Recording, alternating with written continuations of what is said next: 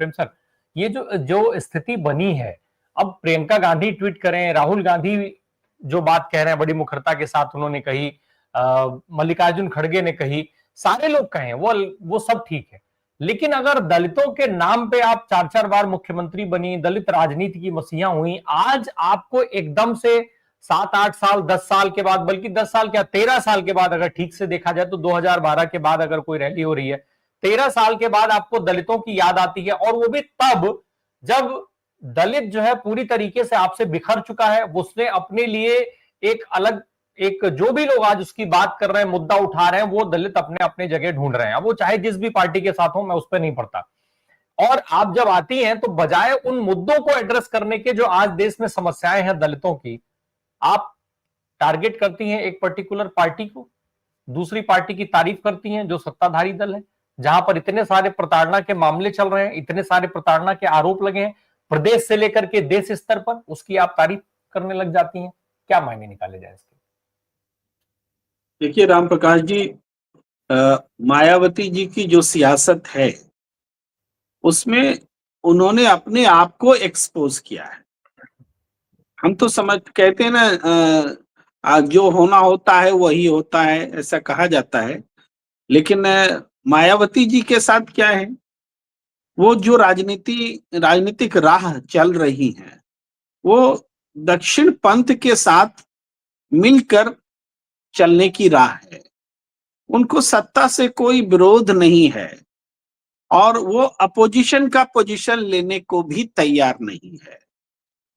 राजनीति में अगर दो जगह, न तो सत्ता और न विपक्ष, कोई जगह खड़ा होने की स्थिति बने, न ललक रहे न लालसा रहे, तो राजनीति वहीं खत्म हो जाती है। और मायावती जी की सभा में भीड़ तो दिख रही है लेकिन राजनीति नहीं दिख रही है, राजनीति खत्म हो गई दिख रही। उनकी बुलाई हुई ये, मैं कहता हूं कि ये आखिरी और सबसे बड़ी भीड़ कही जाएगी, मानी जाएगी इतिहास में, ये लिख ली। क्योंकि ये भीड़ जुटाई गई भी हो सकती है, कहा जा रहा है। हम मान लीजिए कि चलिए जुटाई हुई भीड़ नहीं, बहुत अपेक्षा और उम्मीद के साथ आई हुई भीड़ है, तो समझिए कि उस भीड़ को कितनी निराशा हुई होगी कि इस देश में दलित अत्याचार की घटनाएं पराकाष्ठा पर हैं।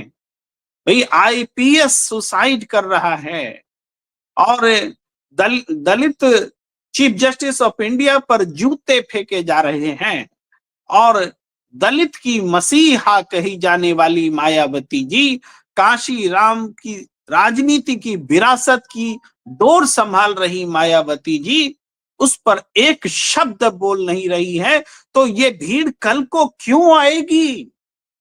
हम तो कह रहे बहुत अच्छा हुआ कि उतनी बड़ी भीड़ आई और उनको समझ लेकर वो भीड़ वापस गई होगी कि मायावती जी के मन में तो दलित अत्याचार के लिए बोलने के लिए जो भी रहा हो मन में, वो बोल नहीं पा रही है। तो जिनकी जुबान बंद हो गई उनके साथ हम रहकर क्या करेंगे? अब ये जो स्थिति है, ये मैं थोड़ा आज की स्थिति बयां कर रहा हूं। दरअसल इस चीज को दलितों ने समझा है।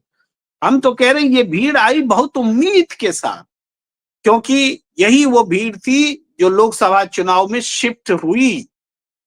और शिफ्ट कहां हुई? शिफ्ट जहां हुई जहां कांग्रेस खड़ी थी, जहां समाजवादी पार्टी खड़ी थी। और ये दलित का जो विश्वास राहुल गांधी, मैं राहुल गांधी का नाम इसलिए ले रहा हूं कि मेरा अपना विश्लेषण है कि उत्तर प्रदेश में जो राजनीतिक परिणाम लोकसभा चुनाव में देखने को मिले उसकी वजह राहुल गांधी है, न कि अखिलेश यादव। अखिलेश यादव महत्वपूर्ण शक्ति हैं, बड़ी शक्ति हैं, लेकिन उनके समीकरण में जो दलितों का जो छौंक लगा, जो दलित वोटों की आवक हुई, और वो भी बीएसपी को छोड़कर हुई, वो संविधान बचाने के नाम पर हुई, और उसका श्रेय राहुल गांधी से कौन छीन सकता है? तो ये जो यही कारण है कि बिहार में भी दलितों का जो आकर्षण है वो दिखता है आरजेडी के साथ, महागठबंधन के साथ। क्यों? क्योंकि वो कांग्रेस के साथ जुड़ी है, उस कांग्रेस के साथ जो संविधान को बचाने के लिए, दलितों की आवाज को बुलंद करने के लिए खड़ी है और जिसके लिए राहुल गांधी पैदल यात्रा कर, मैं कोई प्रशंसा में बात नहीं करने जा रहा हूं, लेकिन मैं बदलती हुई राजनीति को देख रहा हूं और दिखाने का प्रयत्न कर रहा हूं। मायावती जी दलित वोटों की होल सोल पॉलिटिशियन रही हैं, जैसे बोलचाल में थोक विक्रेता बोलते हैं ना, वो होल सोल रही हैं। लेकिन वो रुतबा जो है अभी इस रैली में उन्होंने खो दिया है। भाई हम तो आंकड़ा देख रहे थे एनसीआरबी का, तो 26% जो आंकड़ा उत्तर प्रदेश से है दलितों पर अत्याचार के, पूरे देश में जितने मामले हैं उसका 26% उत्तर प्रदेश से है। और उसके बावजूद योगी सरकार बहुत अच्छी है, दलित नेता कहे। सेंट्रल पूरे देश में दलितों पर अत्याचार बढ़े हैं, दलित महिलाओं पर अत्याचार बढ़े हैं, उसके बावजूद नरेंद्र मोदी की सरकार बहुत अच्छी, आप अच्छी होगी, आपके भी कुछ एंगल से अच्छी हो सकती है, लेकिन दलितों के पैमाने पर अच्छी कहाँ है। और मायावती जी दलितों की नेता है, उनको कोई शिकायत ही नहीं है सत्ता से, न स्टेट की न सेंटर की।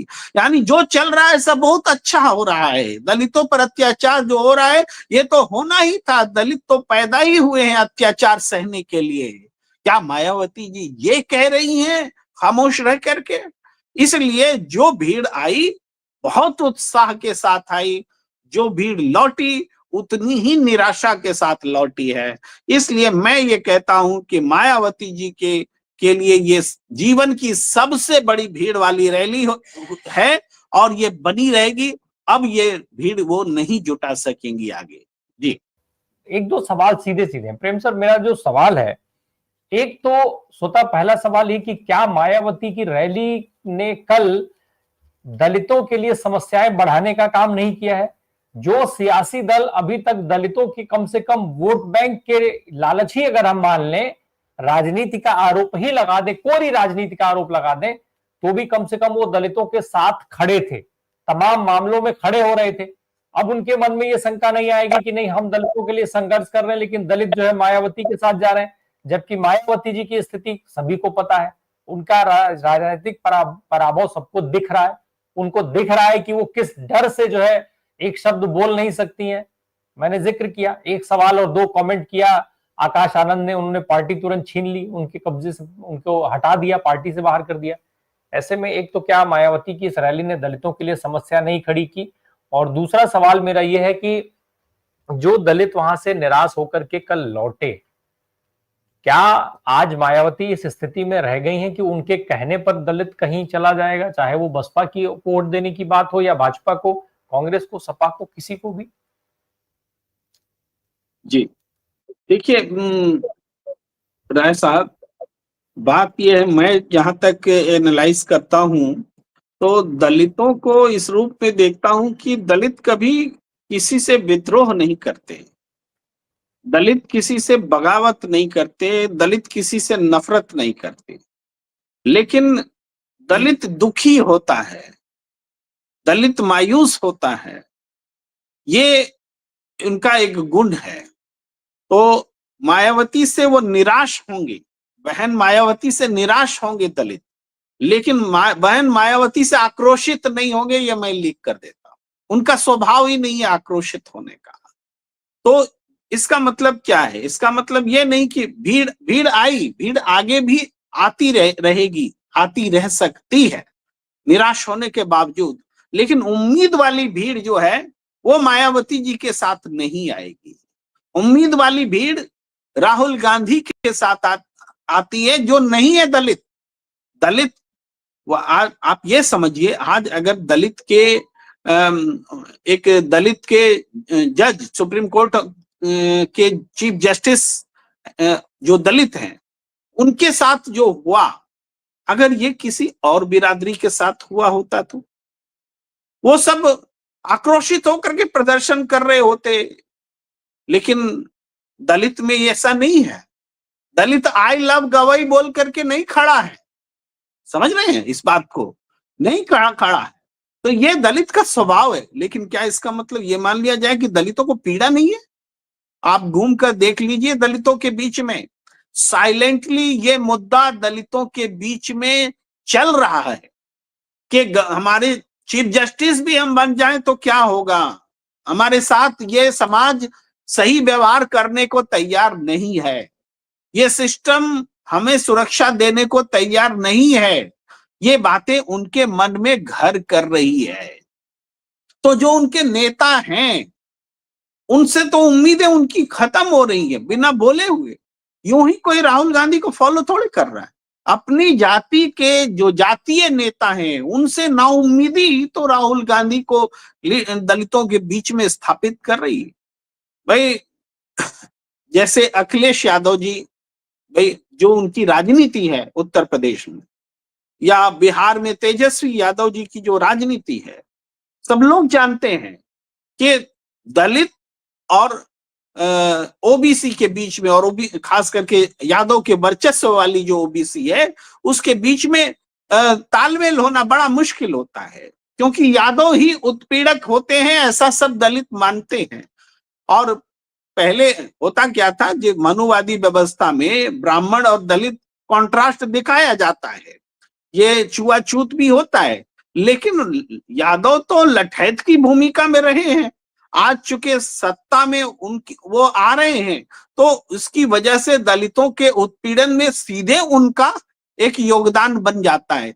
मैं इसको राजनीतिक रूप से कहूं जातिगत रूप के बजाय, तो क्या है, या अखिलेश समाजवादी और बीएसपी के बीच में गठबंधन होना एक ऐतिहासिक घटना थी। कोई सोच नहीं सकता था कि समाजवादी पार्टी का बहुजन समाज पार्टी से गठबंधन हो सकता है। लोग तो यही सोचते थे कि मायावती जी के साथ में जो व्यवहार हुआ था, वो गेस्ट हाउस वाला कांड, वही यथार्थ। लेकिन उसका दूसरा पहलू जो हुआ वो अखिलेश यादव जी की और मायावती जी की, दोनों को ही हम योगदान देंगे कि एक समय के साथ में दोनों समाज को जोड़ने की और जो परंपरा रही है जातिगत रूप में विद्वेष, उसको खत्म करने की एक ऐतिहासिक पहल थी। लेकिन राजनीति ने जैसे ही चुनाव खत्म हुआ, मायावती जी ने कहा कि वो क्या हमें जिताएंगे, वो तो अपने परिवार वालों को नहीं जिता सके, 10 सीटें लोकसभा की तो हम अपने दम पर लाए हैं। लेकिन अगले ही चुनाव में पता चला कि 10 को 1 होने में वक्त नहीं लगता है, क्योंकि जो ऐतिहासिक पहल आपने की थी उसी का नतीजा था कि आपको 10 सीटें मिली थी और उसको आपने दुत्कार दिया, तो जनता ने आपको 1 पर ला दिया, 0 पर ला दिया, जो बोलिए 0 पर ला दिया, 10 से 0 पर ला दिया। तो ये गलती थी और आज वो गलती दोहराई जा रही है। मायावती जी ने दोहराई है उस गलती को कि आपने दलितों की जुबान बनने से मना कर दिया है। ये है इस रैली का मतलब कि दलितों के बीच दलित नेता के तौर पर उन्होंने अपनी उपस्थिति को 0 बना दिया है। वो कह रहे हैं योगी आदित्यनाथ जी और केंद्र में बीजेपी की सरकार वो दलितों की संरक्षक है। अगर दलित इस बात को मान लेंगे तब तो मायावती जी की राजनीति चमक जानी चाहिए। 10 क्या, उनको विधानसभा में तो सत्ता में आ जाना चाहिए, क्योंकि दलित और फिर कोई एक और कॉम्बिनेशन जोड़ लेंगे तो फिर से ब्राह्मण और दलित का जो कॉम्बिनेशन था वो जिंदा हो जाएगा। लेकिन वो दौर लौटने वाला नहीं है। इन्होंने दलितों के जी प्रेम सर, एक चीज और जरा जवाब दे दीजिएगा प्लीज।